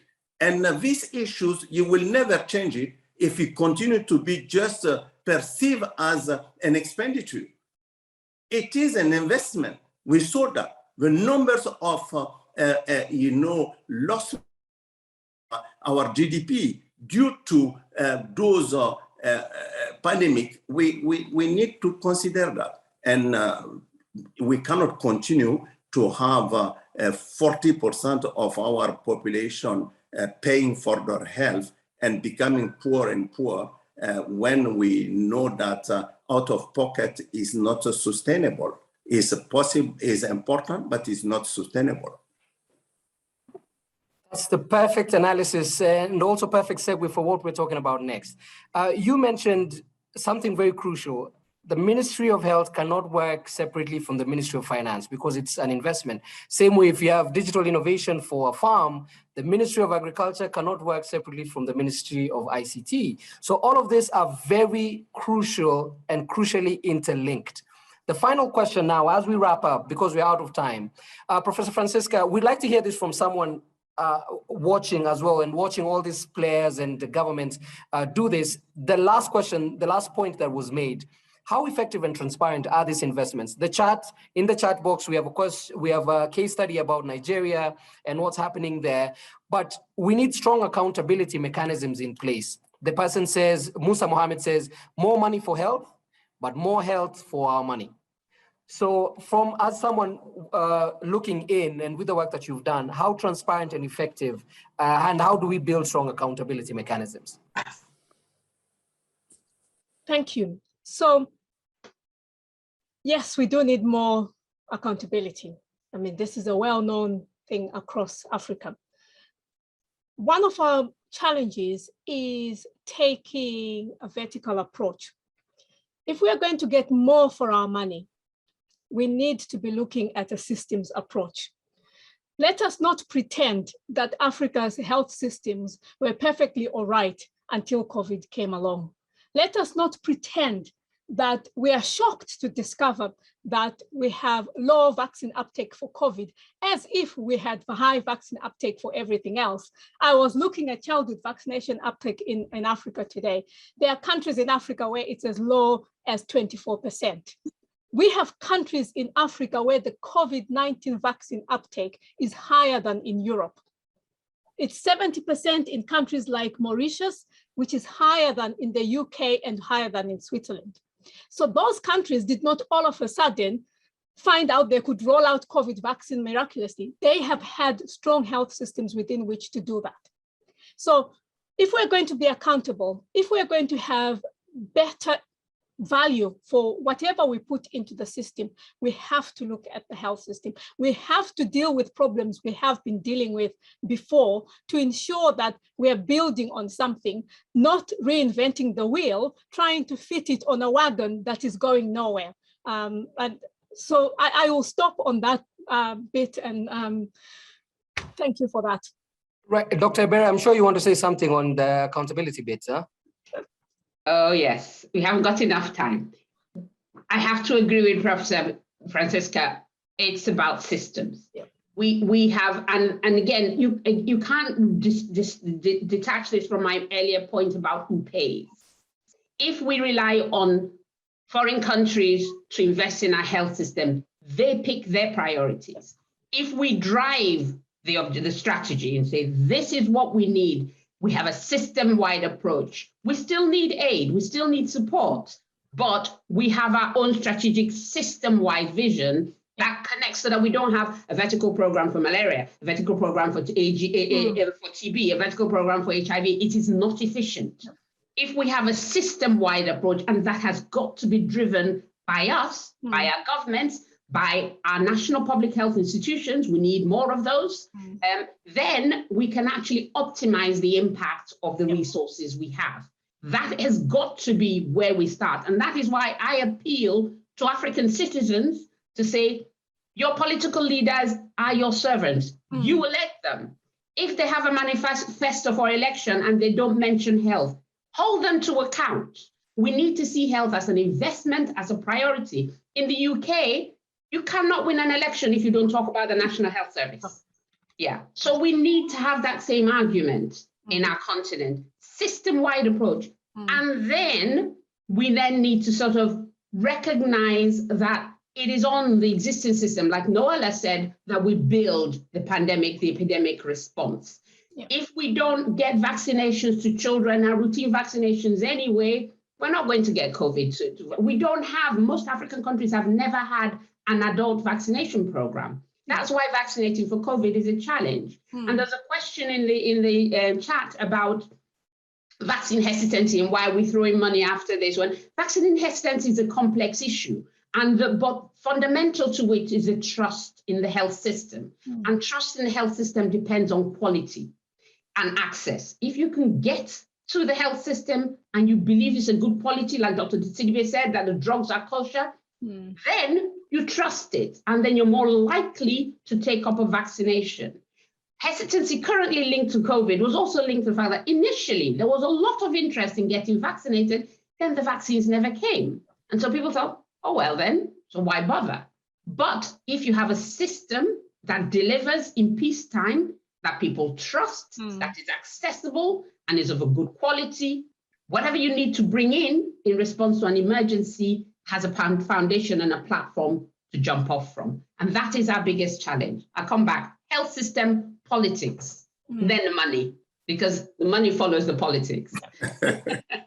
This should have been a 2-day summit, so we can just have everyone deliberate for 3 hours each, so we can get to the root of the problem. So, but we can't appreciate you enough.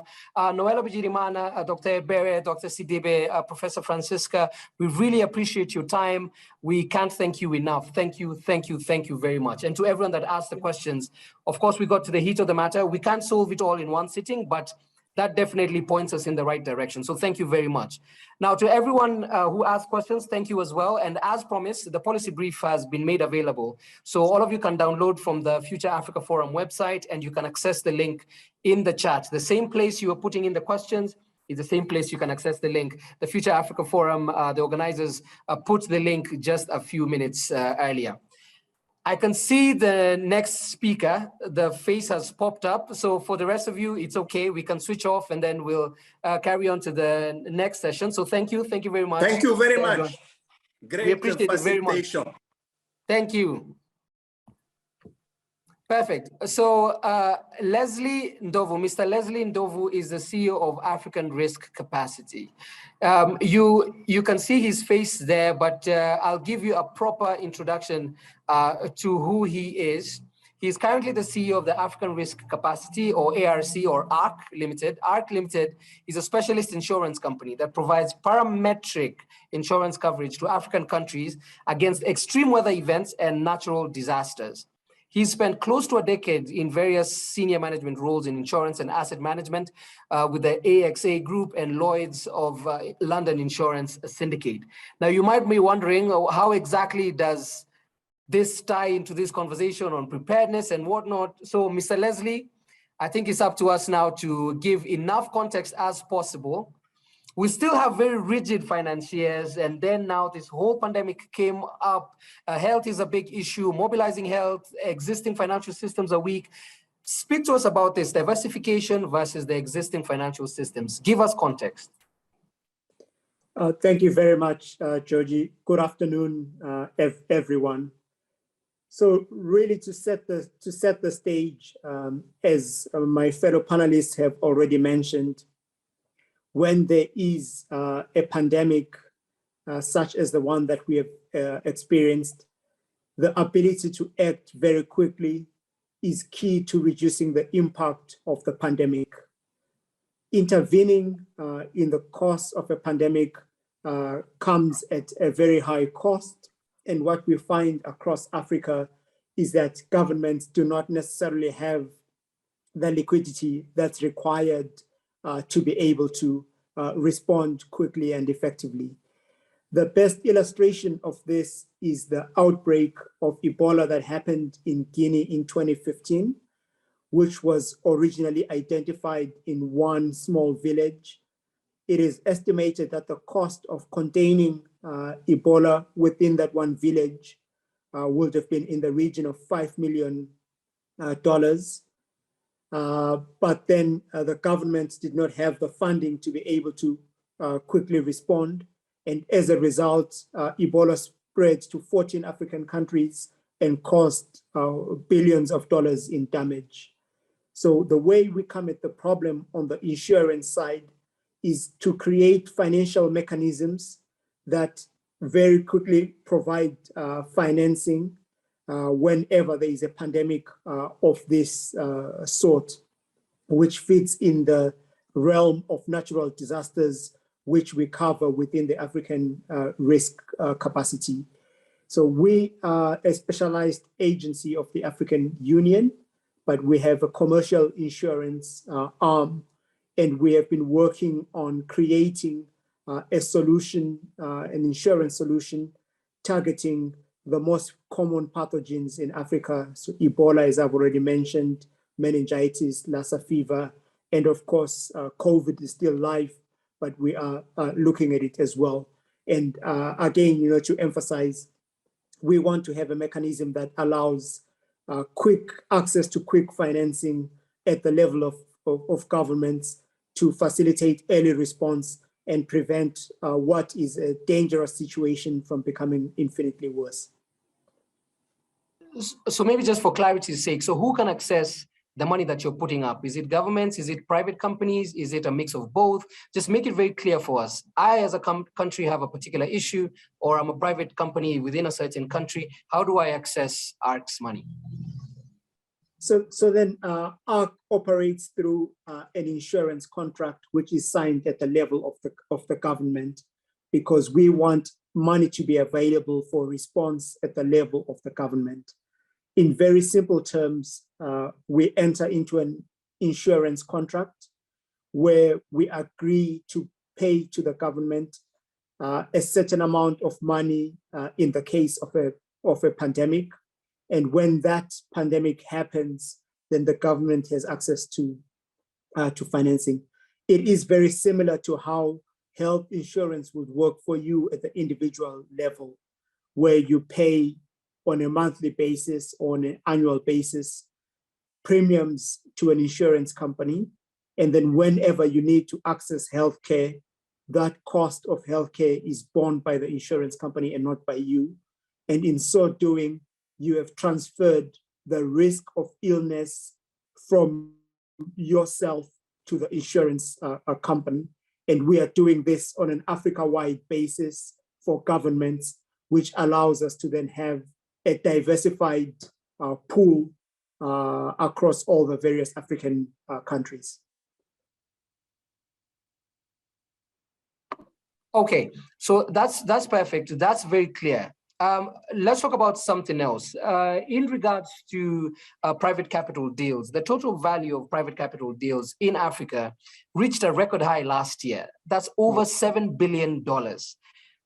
Translating this on ground is not as visible to anyone without further insight on what the private capital deals are, but paint us a picture on the state of private equities and their role of financing in Africa. How effective is it, and is most of the money staying within the continent?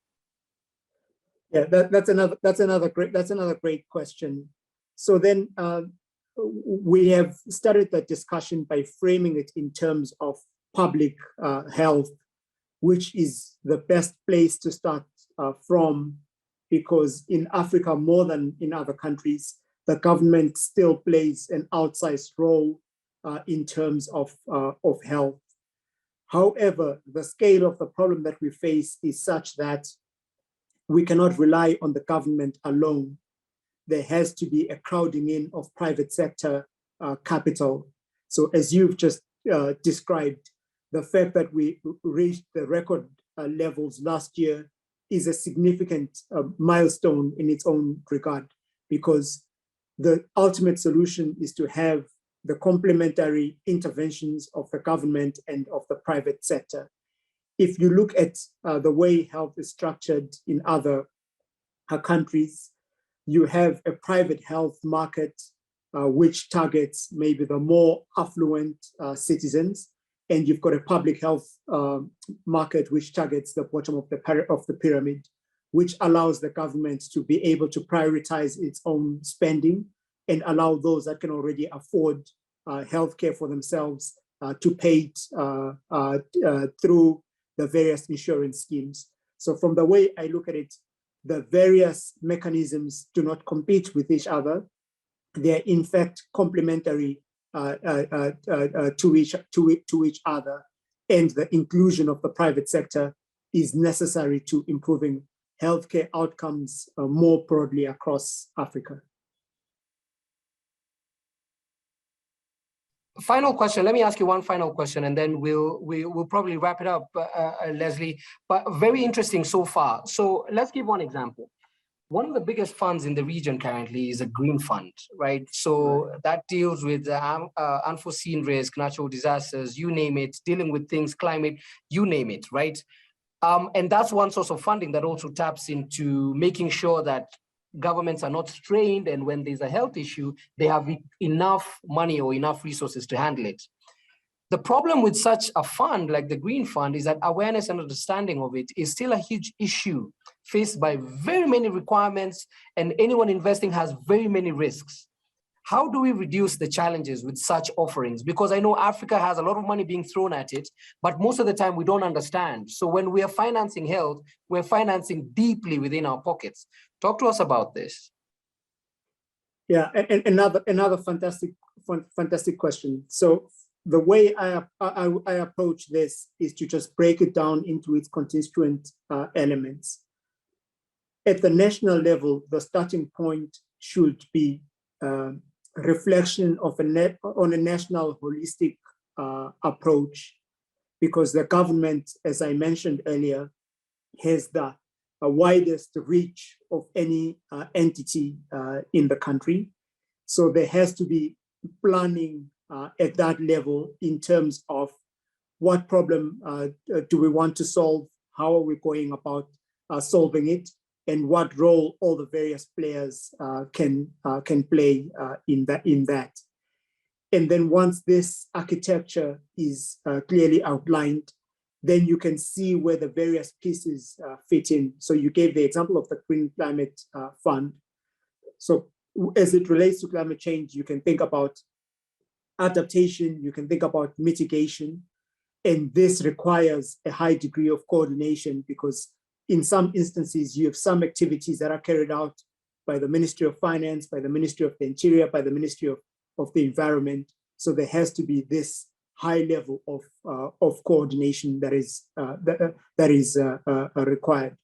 Of course, I agree with the sentiment that sometimes all these global pots of money that have been made available are onerous to access, requiring cumbersome documentation. In some cases, there's overlap and there's duplication. But as was said by the earlier panelists, for us on the African continent, we shouldn't just be reliant on donor funding for our priorities, because the donors fund things that are important to them. So we should, quoting what one of the speakers said, be demanding our seats at the table, but also making a substantial contribution to the solution, not just in terms of rhetoric, but in terms of our own money, so that it's not the donors driving the agenda, but it's the donors creating the fiscal space for us to be able to achieve our own objectives and what is important to us as Africans. Yes, there is a crucial point that has been raised. Musa Mohammed says in the chat, you're right, the simpler the better. If the requirements are cumbersome and hard and vague, the risk is there will be no access. Valid? Is that a valid point? Yes, absolutely. And then even when you look at these global pots of money that have been made available, they've had a challenge with disbursement, especially timely disbursement for exactly those reasons. So I completely agree with the sentiment that the simpler we can make things, then the better the outcomes are going to be. Perfect. I can't appreciate you enough as well. Just like the other panelists, you've definitely given us enough context and a lot to chew on as we continue with this conversation on preparedness and resilience. So thank you very much, Leslie. Thank you. We appreciate you very much. Just enjoy the rest of your day. Thank you. Thank you very much. Let's just move on now to the last speaker of the day. Thank you to everyone who's stayed on. We're just about 5 to 10 minutes away from finishing everything. The next person we're about to call, who will touch now on the way forward. Most of the time when we have these sessions, we hear the words, we need to do this, we need to do this, we have to do this, we need to do this. But we need to have a very clear pathway to move forward. Now, to give us reflections from Africa CDC on pandemic preparedness and response and the way forward is Dr. Mirawi Aragao. Dr. Mirawi serves as acting head of the Emergency Preparedness and Response Division at the Africa CDC. Before joining the AU, he served as advisor to the Minister of Health of Ethiopia on public health emergency management for more than 6 years. So very well placed to have this conversation. He's a medical epidemiologist with years of experience in health systems and public health programs, disease surveillance, like we've had with the case of Noella when Noella was speaking earlier, investigation and management of disasters and outbreaks, and evaluation of surveillance systems. So Dr. Mirawi, definitely a pleasure having you here. We'll jump straight into matters on preparedness and establishing a body around it. Among the things and decision points around February this year that African heads of state made was to have better preparedness and better response agenda within the continent. And they mentioned the decision to establish an Africa Preparedness and Response Authority. So let's start from there. The significance of that, which means we have another body managing other bodies that were also managing other bodies and other mandates, whether we hope we'll see an overlap or how clear that is and the significance of something like that to preparedness and response on the continent. Give us your view. Thank you, Chair. Thank you, Future Africa Forum and the Pandemic Action Network for inviting me in this forum. It's a really very important and timely discussion. Yeah, with regard to that point of decision, I think let me take you a little bit back and before COVID and before that during Ebola and so on. And the continent is really, every year we have about 120 to 150 disease outbreaks reported across the continent. I mean, the health events. Of these, 90% of the time are infectious disease outbreaks. And the remaining are like hydrometeorological events and so on. So when it comes to such a decision point where there is only one mechanism, like a global mechanism where we decide like public health emergency of international concern, that only address when it's a concern for the global public. But when it comes to our region, we were not yet there to decide which one is really more of our own interest that we need to act on immediately. Of course, every event or every health incident is a risk for the rest of the world. But when it comes to our region, we need to have that capacity and capability to decide where, when, and where we can act on with such kind of authoritative decision-making point where you can say, this is public health emergency of continental concern or regional concern that we need to act at this level of a point. What I mean is, what is the level of engagement? What is the grade of that incident that we need to really act on? That should be a kind of mechanism that will tailor our public health actions in emergency. So this decision is really very, very important and significant.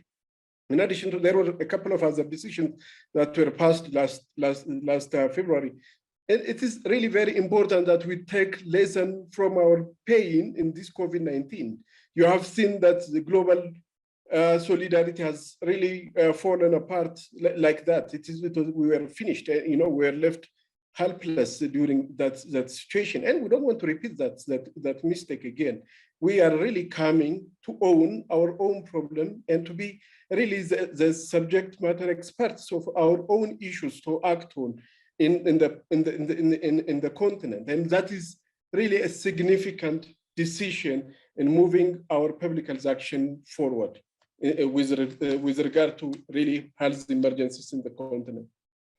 Right. Maybe just a quick question on the same. So, of course, the pathway to actualize or operationalize this decision point needs a lot of other parties. So how can civil society be involved in the process?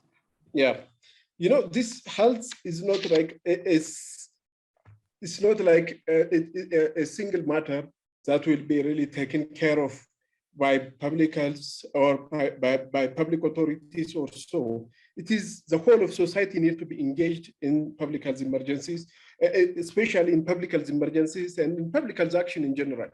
So the civil society organizations are everywhere, and they play a crucial role in all our public health actions across the continent in this pandemic and in the previous outbreaks. And they are there in the community, working day in, day out with the communities. They know the culture, the sociology of the community. So this group cannot be really left behind and say that we are doing public health action in that country, in that community. So they are part and parcel of all those decisions. And this is really significant.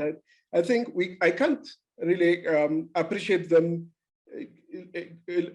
like anything. It's really huge contributions they have been doing, especially with COVID-19 response.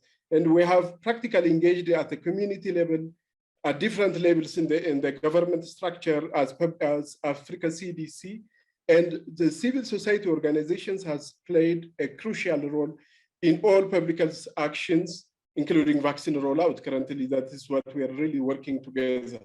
So community mobilization, community engagement, public health action is not only something that will do it on a paper in the office. It should be done at the community level.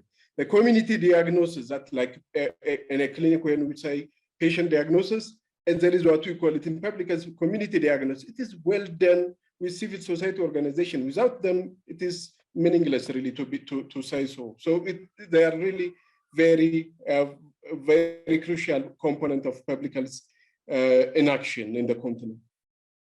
Right. Thanks for that. Now, very quickly, of course, funding has been discussed, and we need to discuss it for just 1 minute, and then we'll close. So please, you'll keep your answer very precise. We know that there are ongoing efforts to establish a new global fund for pandemic preparedness. What are your thoughts on, one, this fund, and two, whether this will present new challenges or it will support the objectives of the epidemic fund? All right, thank you very much. I think that's a very important question, and Leslie has given us another option of emergency funding mechanism. So when it comes to this kind of platform where we can benefit from, we need to take into our advantage, and we need to take part of that. And the governance all should come from within out, not like it should be imposed upon us. What I mean is, like it should be country-owned, co-created of projects based on our needs in the continent, and it should be owned and led by the governments from all levels of the government, at the community level, to the national level, regional level, and continental level. So it is an opportunity and a challenge. It will be a challenge if we let it go like that. And if you don't own it and co-create with it, then we'll be finished. I mean, it should be owned, controlled, led, and managed together with the global community. We can't be left behind. And I like that thing that you mentioned, catch up. We can't afford any more catch-up thing. So that is what I mean. It is an opportunity if we use it and act with it together. Thank you. Thank you very much, Dr. Merawi. We've come to the end of that, but thank you very much for also creating some time to speak to us and give us your insight, of course, from someone within the industry. And we'll definitely keep having these conversations, and all the best with the Africa CDC and what you're doing for the continent. At this point, let's please have all the panelists that we had earlier today just come on and put your video on. We'd like to appreciate you properly. We made it to the end.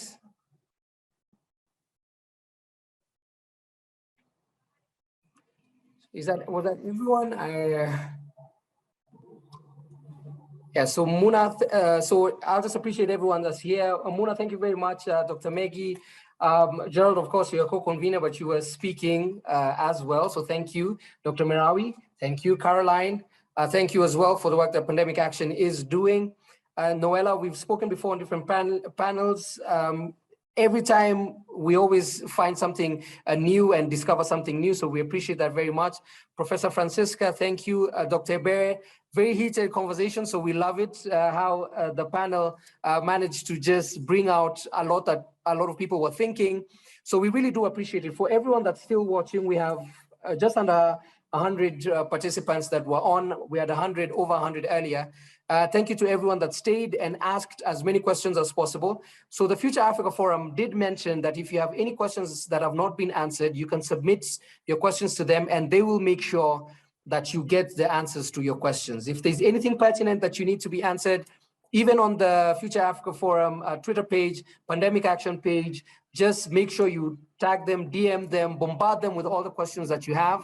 I think I've absolved myself from this one. So you can ask as many questions as possible and they'll be sure to get them to you. Of course, the policy brief has been made available and it's in the chat, so you can download it from the Future Africa Forum website. So again, to the panelists, thank you very much for your time and insight. My name is George Ndirango. I've been your moderator for the day, and I appreciate you all. So please enjoy the rest of your day, evening, depending on where you're from, your afternoon. Please enjoy and keep up the good work.